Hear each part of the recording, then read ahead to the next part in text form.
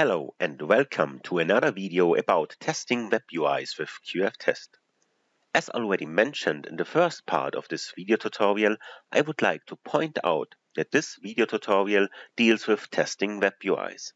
We use testing web UIs in place of all supported UI technologies like Java and Windows because the concepts and usage of QFTest are more or less the same. You can find explicit hints about the marginal differences in the written form of the tutorial. In this video, we talk about control structures as described in section 17, control structures in the written form of the tutorial. This tutorial covers the most important control structures, which are if-else conditions, allowing us to build decision trees, and loops, which allow the tester to repeat certain steps multiple times. The first control structure is the if-else condition.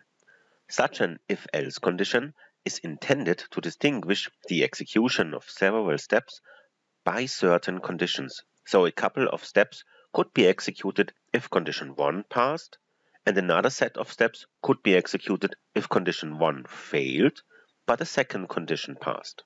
We have already met if-else conditions in the previous sections. Could you recall?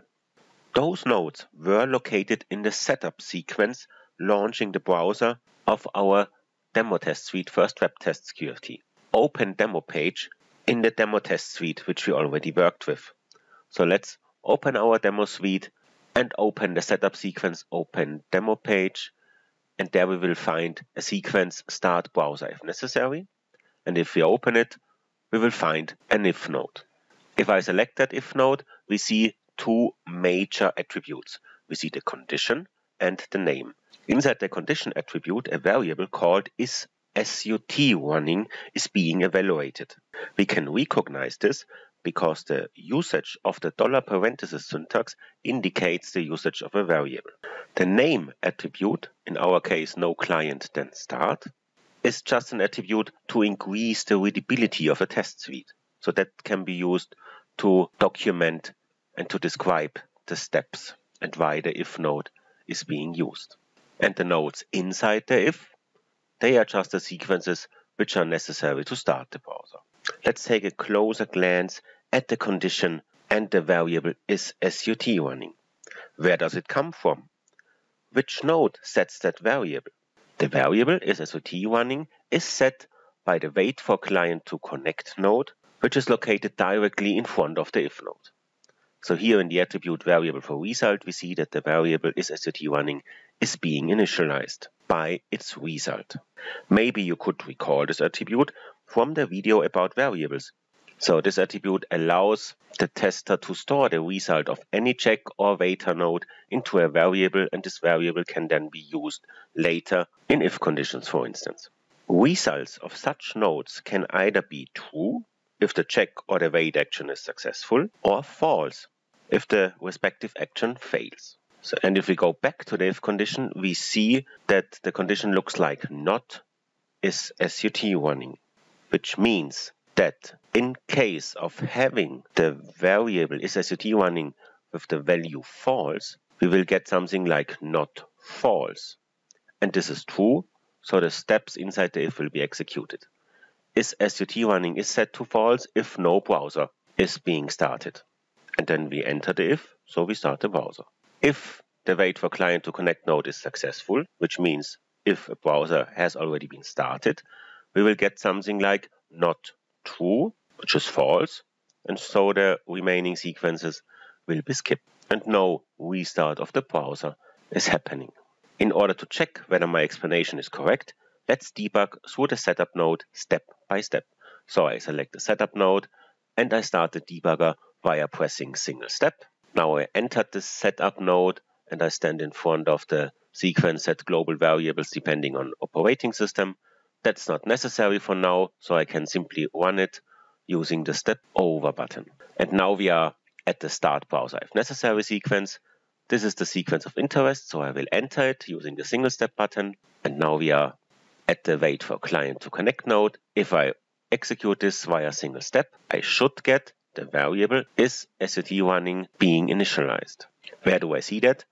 Therefore, I can use the variable bindings again And there at the sequence level we see is SOT running set to false. And if we press single step now, standing at the if condition, the if node is being entered because not false is true. And so the remaining steps to launch the browser will be executed. As we know already how a browser is being started, let me run all of them together using the step out button. And so the browser finally started. But how does the if condition looks like now if we start the debugging once again, once the browser is already up and running? So let's check this. So I select the setup node once again. I start the debugging using single step. Again, I'm executing the entire sequence to set the global variables. Then we enter the second sequence. We execute wait for client to connect once. And now let's check the variable bindings again. And there we see is SOT running is set to true, which means to our if condition that it will be replaced by not true, which should actually skip the entire if condition. Let's see what's happening. So I press single step and that's it. So nothing has been executed to start the browser again. And that's the functionality of an if node. Depending on certain conditions, dedicated steps can be executed or skipped. You can insert further condition branches to an if node via selecting the if node, opening the context menu and choosing insert node control structures else if or else. You will find details about those nodes in the QF test manual. The manual also contains samples how to compare digits, numbers or text strings. And there you will also find hints how to access member variables of so-called groups of variables or predefined values. By the way, in the first sequence of the setup node, the sequence set global variables dependent on operating system, you can also see how predefined values can be accessed. And you see them in the if conditions for the if Chrome for Windows condition, for example. There you see how to access a if QF test Windows variable to check whether you are running your test on Windows. There was another if to check whether your test is running on macOS, and another test to check whether your test is running on a Linux box. The second control structure which I would like to show to you is a so-called loop. Loops are intended to repeat certain steps. So it's possible to repeat steps till a specific condition passes. This can be achieved by while loops. As second way, you can repeat steps a certain number of times, which loop nodes can be utilized for. Let's take a look at such loop nodes in a practical example. A typical use case for loops is to walk through content of a table. So you can consider counting the number of rows or search for a particular row with specific values. And that's what I would like to show to you now. The exercise is about looking for a table row containing a specific value. In the demo application of the WebCar configurator, it's possible to create the same model with different prices. So it's necessary to create a test step or a sequence to look for our testing model by its name and its price. So our test can exactly address the desired table row. Let's implement that sample to look for the Rasant vehicle with the price of $17,000. How to start? First, let's record a check on that table cell Rasant. So I press start recording a check. I switch to the application, and once I stand over the Rasant row, I open the context menu and then I select the row check. The row check creates a check items node which contains the values of the entire table row. So in the first column of that table row, we see the name Rasant, and in the second column of the table row, we see the value of $17,000. And that's my testing model, which I would like to look for. Unfortunately, we can't rely on the recorded row index, which is &2 at the moment, which stands for the third entry. Depending on the number of testing models or on the order of the table, our testing model could be the first or the last or the fourth model in that table. So we need to look for that testing model inside all of the table rows.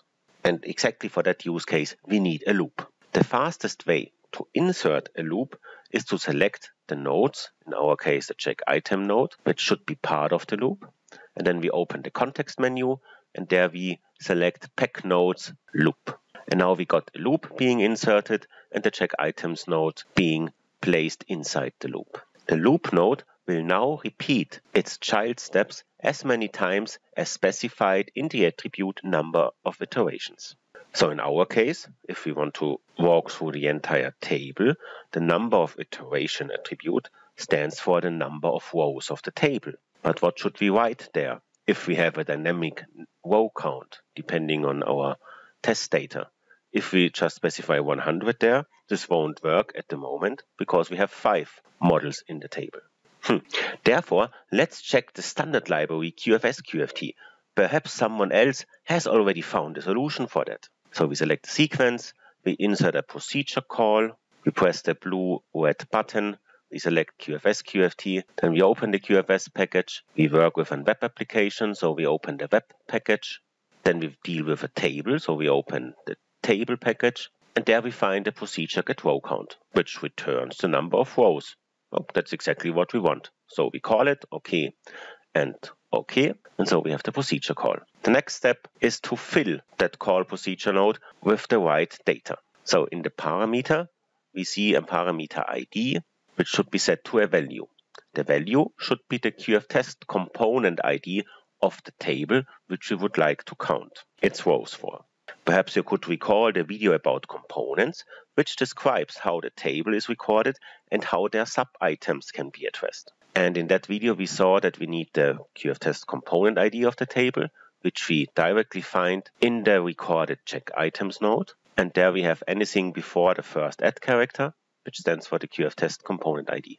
So we copy that, we go back to the call procedure node, and inside the value we paste it. So vehicle table is the QFTest component ID of the table. Now we can count the rows of the table, and as next step we need to store the result of that procedure into the attribute variable for return value. Let's specify row count there. And that's what we know from the video about variables. The variable row count now can be copied and it can be used in the number of iterations attribute of the loop. So I replace 1 by $parenthesis row count parenthesis close. As I want to access the value of the variable row count, I use the $parenthesis syntax again. And now we know how many times the check should be executed, depending on the number of rows. As next step, we need to tell the check to check the current row of the loop. So we should check the first row on the first one, then the second row on the second one, the third row on the third one, and so forth. Therefore, I can select the loop node again, and there I will find the attribute iteration counter. And if we specify a variable there, like row, a variable called row will be set to O during the first one of the loop, to 1 during the second one of the loop, to 2 during the third one of the loop, and so on and so on.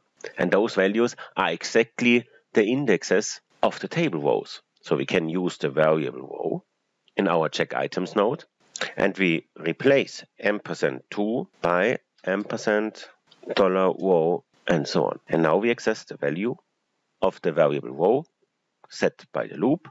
So it will be set to O in the first one, 1 in the second one, and so on. And so we can walk through the table step by step.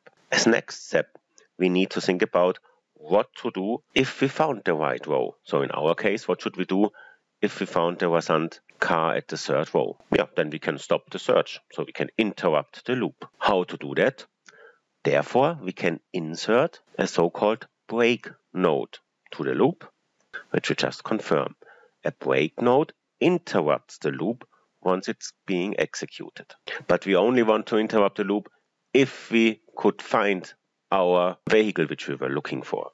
So we need to surround this break node by an if node. So we simply pack the break node into an if node. Then we have to specify a condition, and this condition will look similar to the condition from our if section. So if you could recall the section about wait for client to connect, there we also used a variable. So we had a wait for client node, which was initializing a variable is SUT running, and instead of a wait for client node, we will use the check items node now. And this check items node will provide the result to us, and that's what we can store in the attribute variable for result. Let's call this variable row found. And the variable row found will be set to true if the values of the corresponding row matches, and it will be set to false if the values are wrong. So we can again copy that variable for result, and in the if condition we can use that value. So similar to the example with the setup node, the only difference is that we want to break the loop if we found the row. So we don't need to specify any not operator there and so on.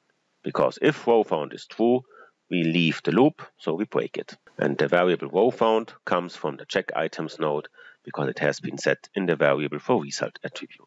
So our current sequence is capable of counting the number of rows. So it's using this information to use a loop to walk through every row, to check for the respective values which I would like to work with. And depending on the result of the check, we will interrupt the loop, we will break the loop if our testing model has been found. So there is just one step missing in our example. What should we do if we had never found the table row? In this case, I would like to get an error message written to the QFTest run log. And this can be achieved by selecting the loop node and inserting an else node via insert node control structures else to the loop. An else node added to a loop is only being executed if the loop won't be interrupted. So whenever the loop is interrupted by a break, the else won't be executed. If we run through the entire loop without hitting the break, the else node will be executed. And this is the error situation.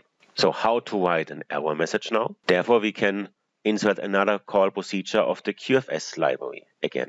So we insert a procedure call, we press the blue red button, we select QFS QFT, then we open the QFS package, there we find a OneLog package, and there we have a procedure log error, which we can call, and then we can specify a meaningful message to us, like nothing found. If we want to get screenshots on the moment of the error, we should specify the second parameter with screenshots to true. Then we will also get the screenshots of the application and of the entire desktop written to the run log. And we press OK. And that's it. We build a sequence which looks for a certain table row. And if the table row was found, we interrupt the searching process because now our test case could go ahead with anything else. And if nothing could be found, we write an error message. To complete the entire exercise and to test the sequence, let me make a test case out of it. One of the fastest ways of creating a test case in the extras is that we select the sequence, we rename it to search vehicle, confirm the change, and then we transform the sequence into a test case. The transformation from a sequence into a test case is possible below the extras node. And then I move the test case inside our test set. Of course, I could have added a test case node first to the test set via insert nodes and so on, and then move the sequence to the test case. So there are various ways of inserting that test case now. Nevertheless, you should also consider to create a procedure out of that sequence later if it really works as expected. Yeah. And now let's run the test case. So I select test case and press start test run. Yeah, the execution was pretty fast. Let's check the run log for its details. And in the run log, we see that the loop has been interrupted by the third execution because our model rasant has been found. As next step, let's test the error message. So therefore, let me simply modify the check items node to check for a wrong model, which doesn't exist, because then we expect the test case to fail. So I select the test case again and run it. Once the execution finished, we get an error dialog again. If we jump to the run log and then jump to the error message, we see our error message, nothing found, including the screenshots. So even this worked as expected. And if we press undo, we can also get back to our original values in the test suite. Hooray! We accomplished this complex exercise. Such scenarios as shown here are typical use cases for loops. So you look for certain values and trigger executions or checks on the found row afterwards. So you can also think about searching for entries in tables, lists, trees, or anywhere in the UI. Perhaps it could become necessary that you need to wait for the enable state of a certain button, or that you need to press a refresh button in between the loop runs. But then you can simply record the necessary step and put it to the loop. The second type of a loop, which is a while loop, is very similar to the loop node which we have seen now. The only difference is that a while loop waits till a certain condition passed. So a while loop is being repeated till something gets activated or gets visible or a text gets changed and so on. You will find further examples in the QFTest manual for that. By the way, the loop sample now used the check row node to check for the entire row. Instead of such a check row node, you could consider to use individual check text nodes or fetch text nodes for each concerned table cell. The sample about loops demonstrated the power and flexibility of control structures like loops and if nodes in QFTest, and you can even combine them. The written form of this tutorial contains similar samples about if and loop nodes, what we already talked about. The best thing to do now is taking a deep breath and then go ahead and explore the power of control structures by yourself. I wish you lots of success and fun with it.